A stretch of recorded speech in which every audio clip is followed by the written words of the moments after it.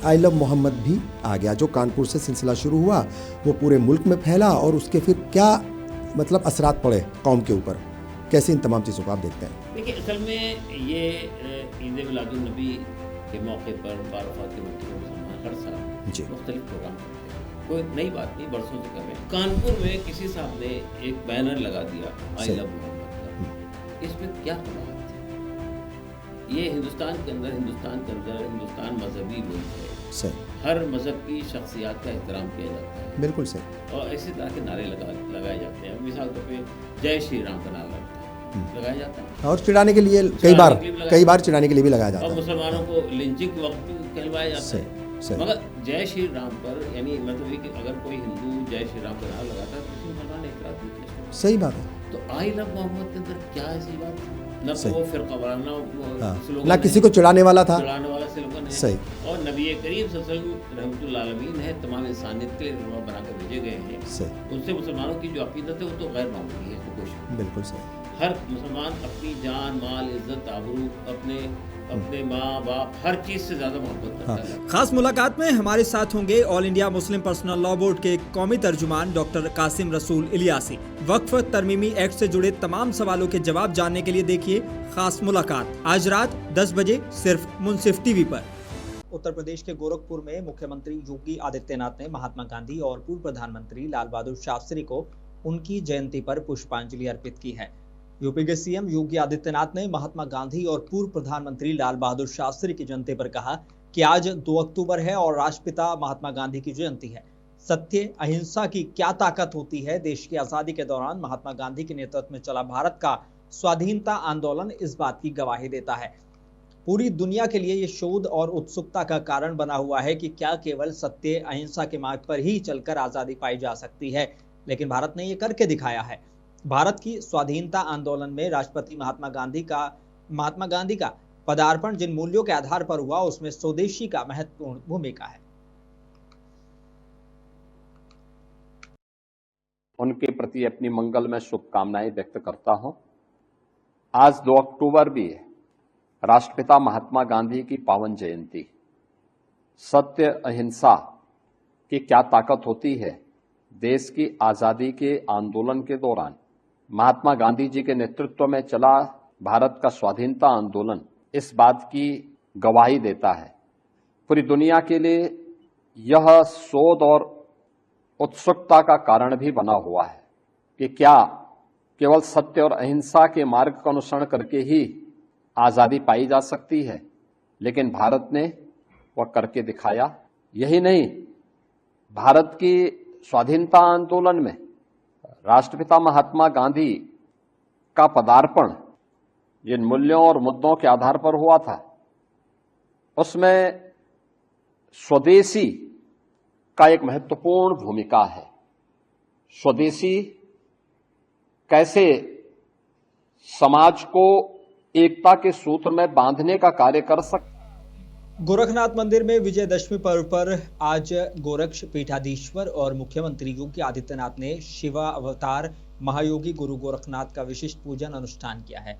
गोरक्ष पीठाधीश्वर के विशेष परिधान में मुख्यमंत्री योगी ने पीठ की परंपरा का अनुसरण करते हुए प्रातःकाल विधि विधान पूर्वक श्रीनाथ जी की पूजा आराधना कर लोक मंगल की प्रार्थना की है। शक्तिपीठ में वेदी पूजनों के उपरांत और लोक कल्याण के लिए प्रार्थना करने के बाद मुख्यमंत्री योगी आदित्यनाथ मंदिर के अन्य साधु संतों के साथ संस्कृत विद्यापीठ के आचार्यगण और वेद पाठी छात्रों के वैदिक मंत्रोच्चारण के बीच श्रीनाथ जी के मुख्य द्वार के गर्भगृह में पहुंचे। उन्होंने वहां विधि विधान पूर्वक महायोगी गोरखनाथ की पूजा की और आरती उतारी।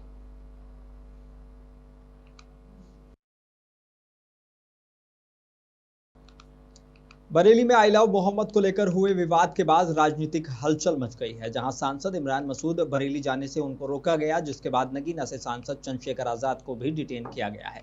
वो बरेली में पीड़ित परिवारों से मिलने के लिए जा रहे थे। नगीना से सांसद और भीम आर्मी चीफ चंद्रशेखर आजाद को बीते बुधवार रात से ही सहारनपुर स्थित उनके आवास से पुलिस ने डिटेन कर लिया।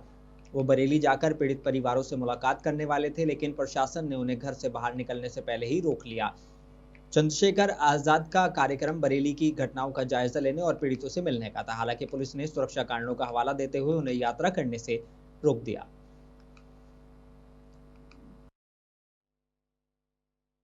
इसने घटना की है, लेकिन इसकी आड़ में निर्दोष लोगों को जेल भेजना या उनको कुचलने का प्रयास करना या संविधान की हत्या करना या लोकतंत्र की हत्या करना, और मुझे रोकना भी लोकतंत्र की हत्या ही है।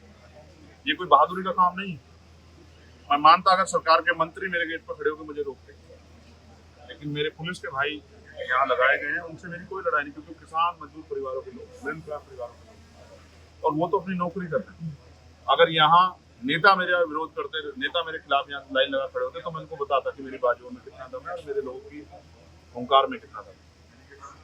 हर जिले में हमारे लोग खड़े हैं, हरिद्वार की हमारी टीम है, यहाँ 100 गाड़ियाँ खड़ी हैं। मेरे लोकसभा क्षेत्र बिजनौर की जो है 100 गाड़ियाँ मेरा इंतजार कर रही है। मुरादाबाद में हमारी जो है 60-70 लोगों की टीम जो है गाड़ियों की खड़ी है, और सितारगंज वाली पूरी बेल्ट पर उत्तराखंड की हमारी टीम खड़ी है। बरेली में ऑल इंडिया मुस्लिम जमात के राष्ट्रीय अध्यक्ष मौलाना शहाबुद्दीन रजवी बरेलवी ने प्रेस को जारी किए गए बयान में कहा है कि पिछले जुमे के दिन जो घटना हुई वो बहुत अफसोसनाक है। कल फिर जुमे की नमाज अदा की जाएगी। मैं सभी मुसलमानों से अपील कर रहा हूं कि जुमे की नमाज पढ़कर सीधे अपने घरों को वापस जाएं। चौक और चौराहों पर भीड़ का हिस्सा ना बने। अगर कोई व्यक्ति धरना प्रदर्शन के लिए या इकट्ठा होने के लिए बुलाता है तो हरगिज ना जाएं।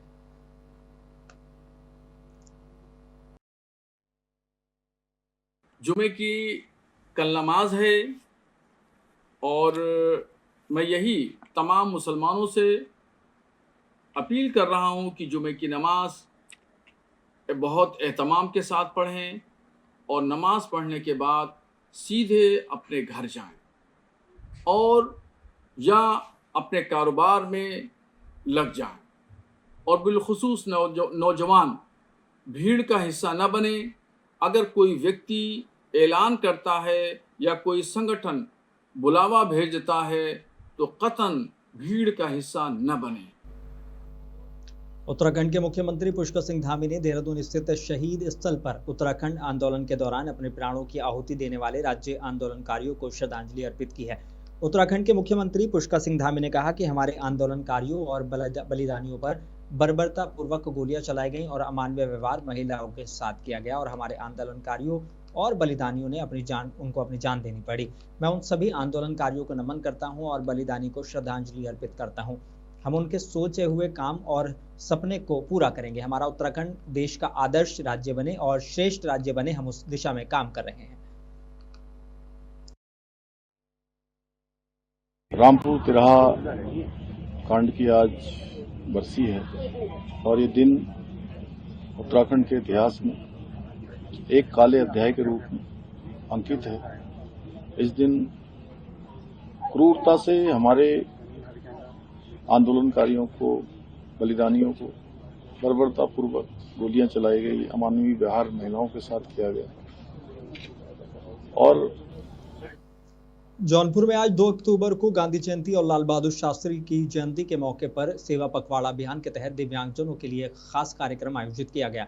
कलेक्ट्रेट परिसर में आयोजित इस कार्यक्रम में कुल 36 ट्राईसाइकिलों का वितरण किया गया। मुख्य अतिथि मंत्री गिरीश चंद्र यादव, राज्यसभा सांसद सीमा द्विवेदी और जिलाधिकारी डॉक्टर दिनेश चंद ने ट्राईसाइकिल वितरण कर दिव्यांगजनों को सशक्त बनाने का संदेश दिया।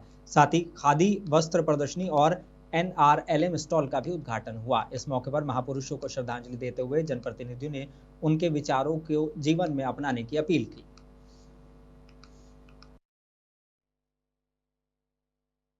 पूज्य राष्ट्रपिता महात्मा गांधी की जयंती है, देश के पूर्व प्रधानमंत्री लाल बहादुर शास्त्री जी की जयंती है।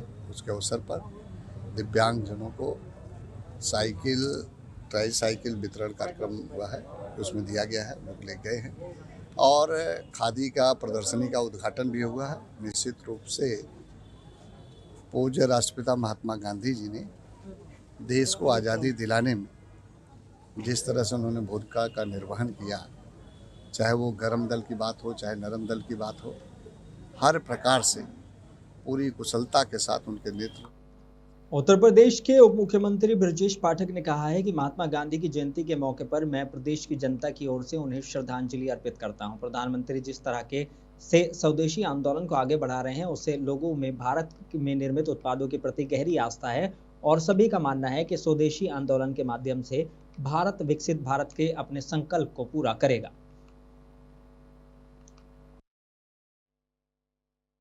पूज्य महात्मा गांधी जी की जयंती के अवसर पर प्रदेशवासियों की तरफ से श्रद्धासुमन अर्पित करता हूं, उनकी स्मृतियों को नमन करता हूं।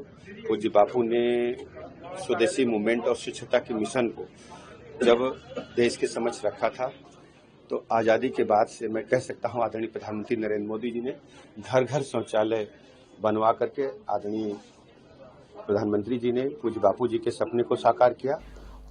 महात्मा गांधी की 156वीं और लाल बहादुर शास्त्री की 120वीं जयंती पूरे जनपद में हर्षोल्लास के साथ मनाई गई है। फिरोजाबाद के जिलाधिकारी रमेश रंजन की मौजूदगी में कलेक्ट्रेट सभागार में आयोजित मुख्य कार्यक्रम में गांधी और शास्त्री के विचारों को आधुनिक पीढ़ी से परिचित कराने पर जोर दिया गया। जिलाधिकारी ने कहा कि गांधी जी ने कभी भी अपनी नैतिकता और सिद्धांतों से समझौता नहीं किया और सभी वर्गों को एक मंच पर लाने का काम किया।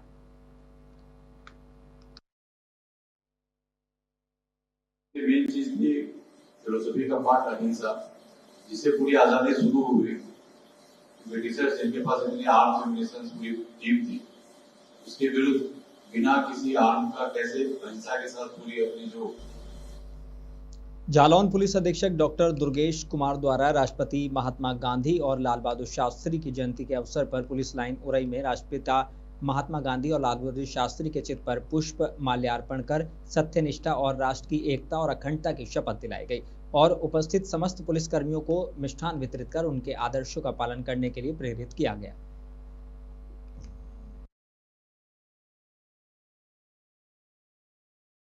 उत्तर प्रदेश के मेरठ के सूरजकुंड मार्ग के बाहर ठेला लगाने को लेकर भारतीय जनता पार्टी के 2 पार्षदों उत्तम सैनी और सुमित शर्मा के बीच जमकर मारपीट हो गई। मौके पर पहुंची थाना पुलिस ने पार्षद उत्तम सैनी समेत उसके 4 कार्यकर्ताओं को हिरासत में लेकर थाने ले आई। इसकी जानकारी लगते ही कैंट विधायक अमित अग्रवाल, महापौर हरिकांत आहलूवालिया और महानगर अध्यक्ष समेत भाजपा कार्यकर्ताओं ने थाने में हंगामा किया। करीब 2 घंटे हंगामा हुआ। थाने पर पहुंचे एसपी सिटी आयुष विक्रम सिंह ने पार्षद उत्तम सैनी पर कार्रवाई करने की चेतावनी दे दी। इस पर महानगर अध्यक्ष नाराज हो गए और एसपी सिटी पर धमकी देने का आरोप लगाया। इस मामले में स्थानीय राजनीतिक माहौल को गरमाया। पुलिस ने पार्षद सहित 4 कार्यकर्ताओं को थाने से छोड़ दिए। मुकदमे की कार्रवाई नहीं होने से पार्षद से अभद्रता करने वाले पुलिसकर्मियों पर कार्रवाई करने के आश्वासन पर भाजपा कार्यकर्ता वापस लौट गए। पार्षद उत्तम ने कहा कि एक विशेष समुदाय के लोगों को ठेला लगाने के लिए सुमित शर्मा ने पुलिस से साठगांठ करके विवाद कराया है। नहीं भैया आपका वार्ड का मामला होता है, हम नहीं जाएंगे। बिल्कुल सही बात। हमारे वार्ड में दूसरा कैसे घुस जाएगा? जाएंगे हम, फोन करके जाएंगे और आएंगे तो मेरे साथ आओ ना। ऐसे बात हमारे भाई मेरे खिलाफ। देवरिया जिले के करौता गांव के लाल सीआरपीएफ के जवान संदीप कुमार का पार्थिव शरीर आज उनके गांव पहुंचा है। संदीप झारखंड के नक्सल प्रभावित चाईबासा क्षेत्र में सर्च ऑपरेशन के दौरान सांप के काटने से घायल हुए थे। इलाज के दौरान उनकी मौत हो गई। 2022 में भर्ती हुए संदीप नक्सलियों के खिलाफ बहादुरी से लड़ रहे थे। आज हजारों लोग सड़क किनारे खड़े होकर उन्हें श्रद्धांजलि दे रहे हैं। स्थानीय अधिकारी और सीआरपीएफ के आईजी अनिल कुमार भी परिवार के साथ गम में शामिल हुए। ये हमारे लिए बहुत ही दुख की घड़ी है आज। हमारी फोर्स जो आज नक्सलवाद के खिलाफ एक निर्णायक जंग में लगभग अंतिम पड़ाव पर पहुंच चुकी है, उसमें हमारा एक बहादुर जवान वो देश की रक्षा के लिए बलि बदायूं के पत्सा गांव में 3 माह की गर्भवती महिला रिंकी की संदिग्ध हालत में मौत हो गई। मायके वालों ने ससुराल पर दहेज हत्या का आरोप लगाया है। पोस्टमार्टम बिना वीडियोग्राफी के किया गया, जिससे परिजन नाराज हो गए। आरोप है कि पोस्टमार्टम के दौरान भ्रूण को खिड़की से बाहर फेंका गया। परिजनों ने हंगामा किया। पुलिस ने मांस के टुकड़े को जांच के लिए भेजा है और मामला शांत कराया। बदायूं के पीएम हाउस पर उस वक्त परिजनों ने हंगामा काट दिया जब एक महिला का पीएम किया जा रहा था।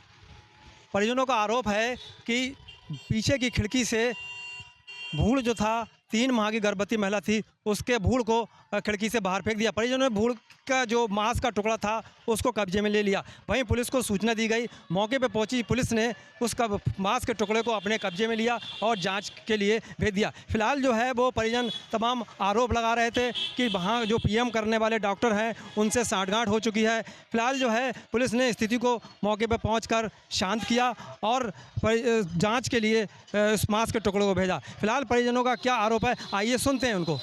आज से बात हुई, दरोगा जी बोले हम आधे घंटे में आ जाएंगे। हमने कहा हम 1 घंटे इंतजार करेंगे, लेकिन आप आ जाएंगे। उसके बाद ही अस्पताल वालों ने, डॉक्टर लोगों ने ये कहा था सील टूट गई है। हमने बोले इसके बाद ही वीडियोग्राफी चालू कर देंगे। हमने ठीक है, लेकिन जब तक दरोगा जी आ भी नहीं पाए और 10-15 मिनट बाद ही यहाँ गेट पे आके वो कहते हैं कि पोस्टमार्टम हो गया, बॉडी ले जाओ। अयोध्या शहर से लेकर ग्रामीण क्षेत्र में दुर्गा पूजा की प्रतिमाओं का विसर्जन शुरू किया गया है। शहर के GIC ग्राउंड में शोभा यात्रा निकाली गई, जिसमें जनप्रतिनिधियों और अधिकारियों ने हरी झंडी दिखाकर रवाना किया।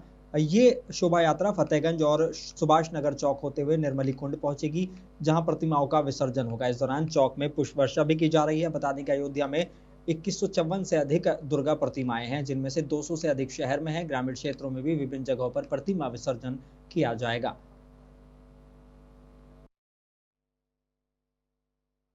हमारे गांव में माता जी आई में बहुत अच्छा लगा। कौन सा गांव है ये? नवरात्रि के पहले दिन से स्थापित है और रोज ही झांकी निकलती है और भजन होता है, गाना होता है, पूजा होती है, आरती होती है काफी रात तक। हिंदू रस्मों रिवाज के साथ सदियों से चले आ रही माँ भगवती का पूजा था। आज नवरात्र के सर्दिये 10 दिन पूरे हुए। आज विसर्जन की तैयारी है। हम श्रावस्ती में दुर्गा प्रतिमा विसर्जन और जुमे की नमाज को लेकर हाई अलर्ट किया गया है। जनपद में कुछ प्रतिमाओं का आज विसर्जित किया जाएगा, तो वहीं अधिकतर मूर्तियों का विसर्जन कल यानी कि शुक्रवार को होगा, जिसको लेकर जिले में कड़ी सुरक्षा व्यवस्था के इंतजाम किए गए हैं। जैसा कि आप सभी को विदित है, दिनांक 2 और 3 तारीख को जनपद में दुर्गा विसर्जन के विभिन्न घाटों पर कार्यक्रम है एवं दिनांक 3 तारीख को जुम्मे की नमाज भी है। इस परिप्रेक्ष्य में जनपद श्रावस्ती पुलिस द्वारा सारी ड्यूटियां लगा दी गई हैं। सभी संवेदनशील स्थानों पर फुट मार्च एवं फ्लैग मार्च किया जा रहा है। सभी दर्शकों से रिक्वेस्ट है कि अगर उनको हमारी वीडियो अच्छी लगी हो तो लाइक जरूर करें, सब्सक्राइब करें और मुंसिफ टीवी के बेल आइकन को जरूर दबाएं।